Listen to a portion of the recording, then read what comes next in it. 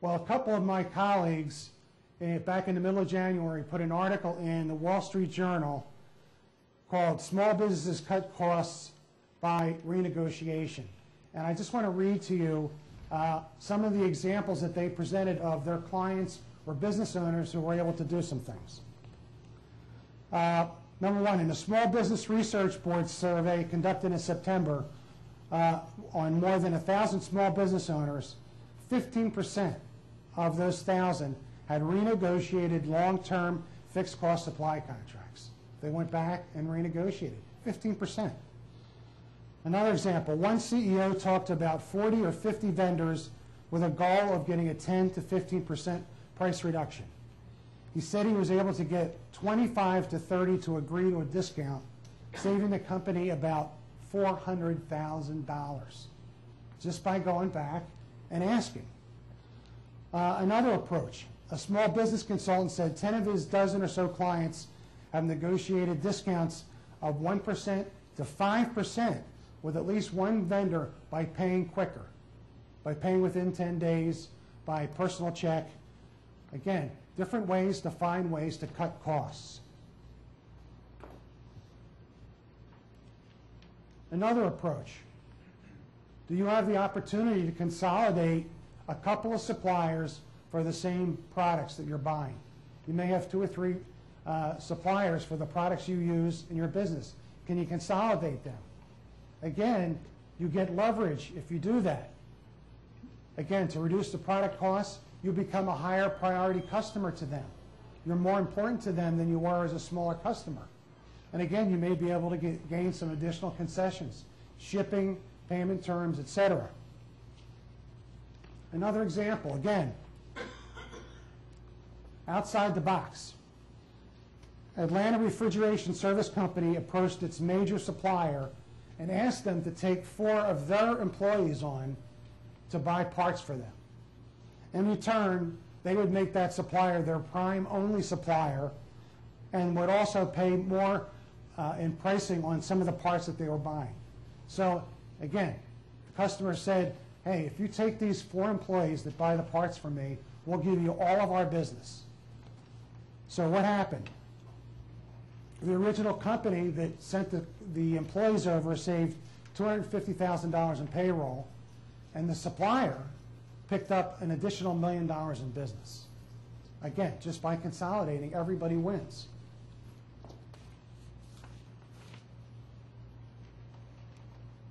How about your facility and the rent you're paying?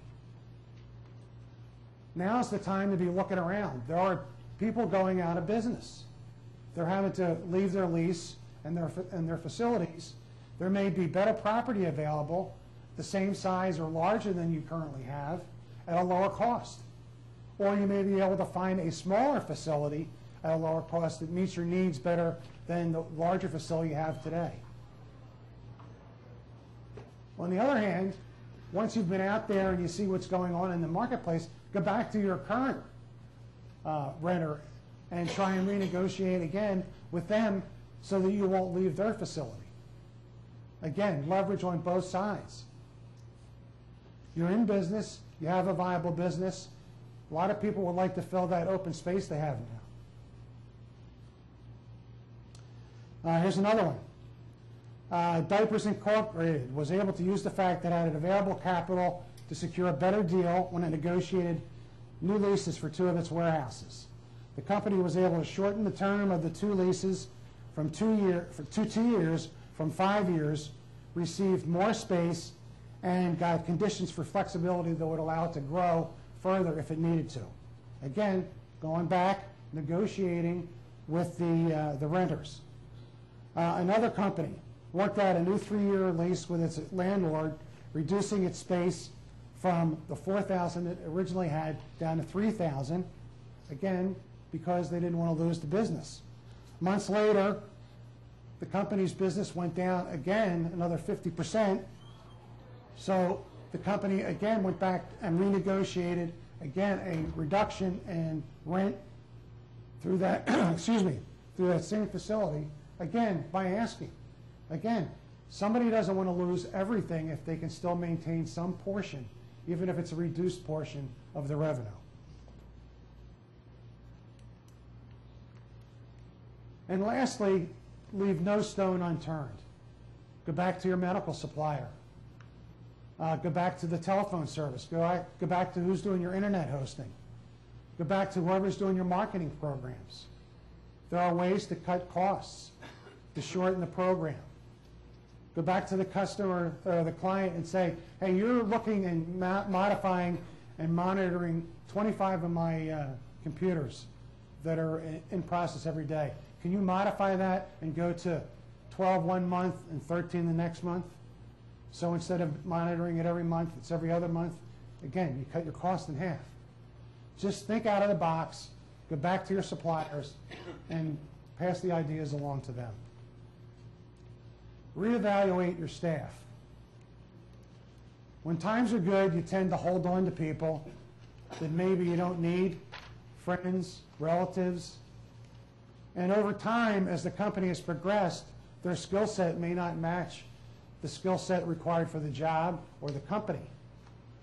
Now's the time to look at maybe possibly getting rid of those people, because you need, in a smaller organization, when times are tough, a lean and mean organization. You need people on your staff that are willing to give that 150% to get the job done. So if you've got people that are taking up space, now's the time to make the change. Reevaluate your benefits package. Again, when times are good, the business is good, you're making money, you're very generous with your benefits. But now, again, as times get tough, your cash flow gets tighter, you have to start looking at some of these things. Unnecessary travel and entertainment. A lot can be done over the phone with webinars nowadays, those podcasts, things of that nature. You don't necessarily have to have your people travel. Association memberships or trade shows. Do you really have to go to that trade show this year? Do you have to send 7 people and have a big display? Maybe you can cut that back.